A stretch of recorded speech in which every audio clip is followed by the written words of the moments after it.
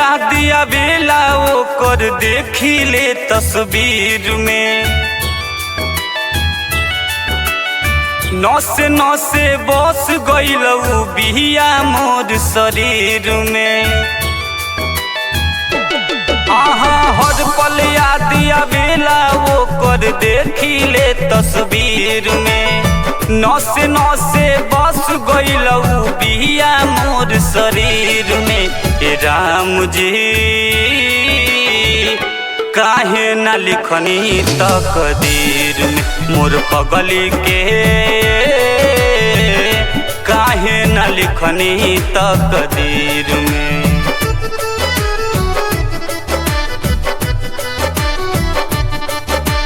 Music by Arya बाबू।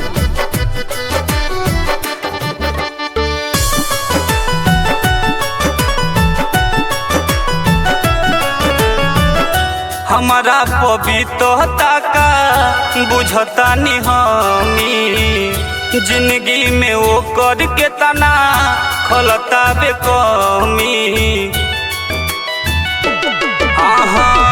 हमारे कहानी केहू हमारे से पूछे, सच कहीं टीस बड़ा दिलवा में उठे। बांधल बा हमरो देहिया लागे गम के जंजीर में, सगर घड़ी मरिले हम खाली ओकरे पीर में। हे राम जी काहे न लिखनी तकदीर में, मोर पगली के काहे न लिखनी तकदीर में।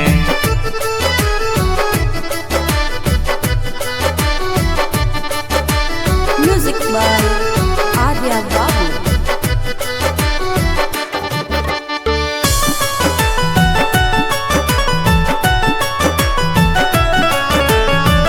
आके चली गइलहु त हमारा करीब से, भइनी तबाह खुदे अपने नसीब से।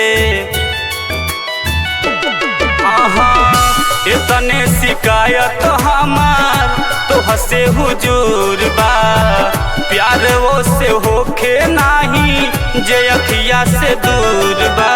खात में ना मालूम चले कि जहर बाटे खीर में, कौन जोड़ी साथ रही कि के पहचानी भीड़ में।